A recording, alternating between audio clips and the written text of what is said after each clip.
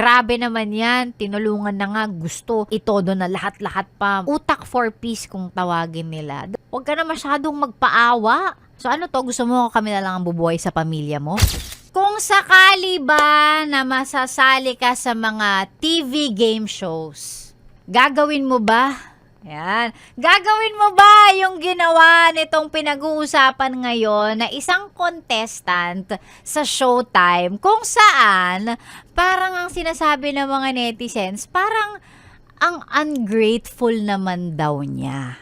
Yan. At eto pa, itong ungrateful na contestant na to, na nag-uwi ng 30,000 ay binasag din, no? Medyo nasupalpal ni Vice Ganda. Lalong-lalo na nung yung contestant ay humirit na baka daw pwede pang madagdagan yung kanyang prize money, yung kanyang matatanggap na 30,000. At ang sabi ni Vice sa kanya na parang, so ano to, gusto mo kami na lang ang bubuhay sa pamilya mo? Parang gano'n. Not verbatim, search na lang kung ano yung nangyari specifically dun sa scene. Pero yun yung pinaka-premise, yun yung pinaka-issue. Bakit daw napaka-ungrateful naman itong ibang mga contestants sa game show?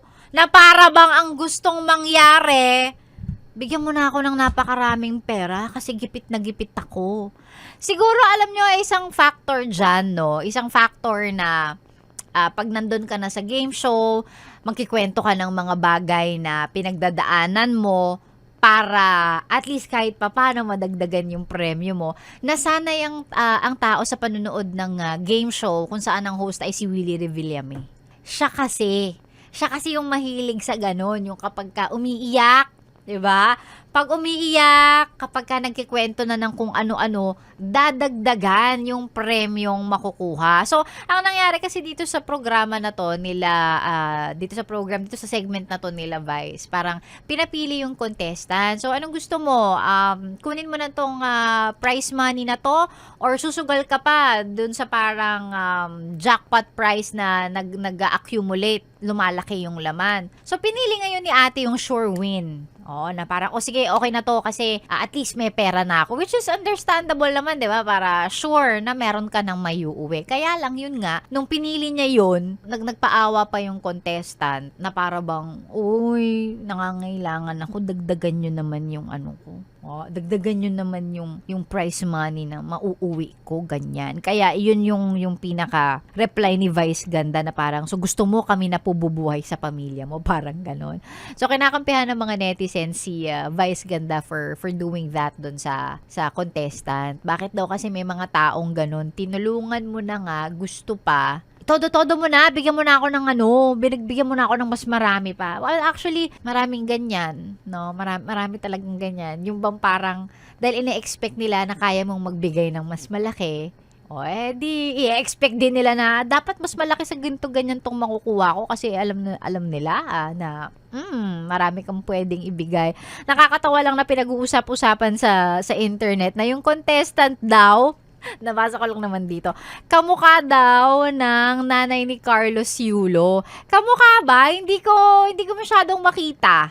O baka blurred lang din sa utak ko yung blurred lang din sa utak ko yung itsura ng nanay ni Carlos Yulo. Kasi kino-compare na parang ganun din daw yung attitude. Alam naman natin yung kwento, yung issue dun sa family ni Olympic gold medalist Carlos Yulo and his mother, 'di ba? So parang tawang-tawa yung mga tao sa internet na parang parang magkapareho daw. Pareho daw ng hilat siya ng muka at yung ugali. Grabe talaga mga netizens. So yun yung napansin sila. Hindi ko masyadong makita or maybe because hindi ko lang din maalala yung mukha ng mother ni Carlos Yulo. Ito pang isa pang pinag-uusapan din ng mga netizen ngayon is yung bang parang I guess may hinuha sila na tinitingnan din talaga ni Vice, no, kung talaga bang nangangailangan yung contestant. Kaya din siguro 30K lang yung binigay. Kasi ako based on how I observe sa mga ganyang mga game show o sa ganyang mga segment sa mga noontime show. Kasi yun nga, yung katulad nung kay Willie Revillame dati and even kay Eat Bulaga, 'di ba? Minsan kapag ka nagkikwento ka, minsan maya-maya si bossing ganun din magbibigay na siya. And in some cases, ganun din naman sa Showtime. Minsan makikita mo na, may times na magdadagdag sila. So, siguro nakita rin ni Vice na parang okay naman na eh. Okay na yung 30K. Kaya din siguro hindi na dinagdagan yung pwedeng ibigay pa sa kanya.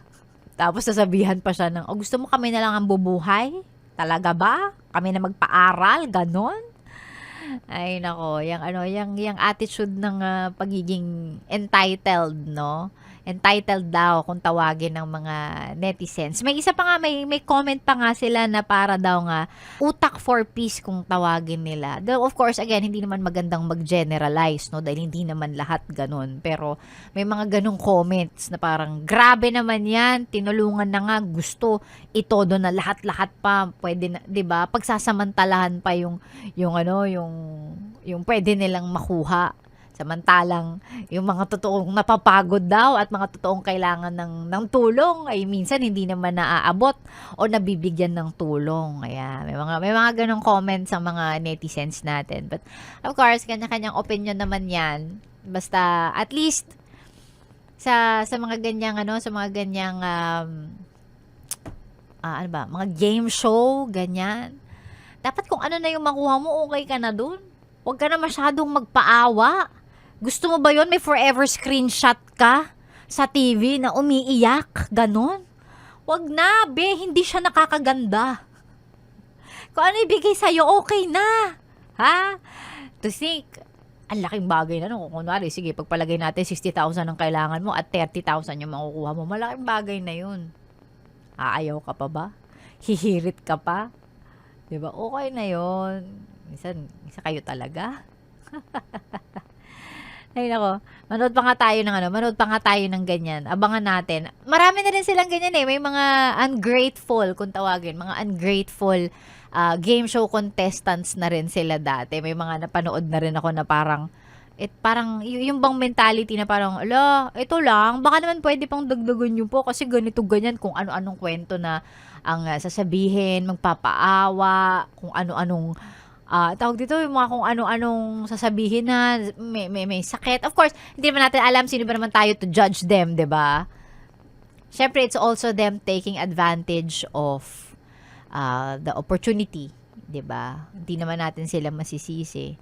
And sa tunay na buhay, ganun talaga. Ang hirap kasi talaga. Ang hirap talaga ng buhay. And if you have the opportunity to get as many as you can, lahat naman tayo gagawin din yun eh, 'di ba? Kaya maiintindihan mo rin kung bakit may iiyak, 'di ba? May magmamakaawa, may magpapaawa, magkakwento na mga kung ano-anong mga kwento sa buhay nila na malungkot, you know, just to get the sympathy. Ba't nabubulol ako doon?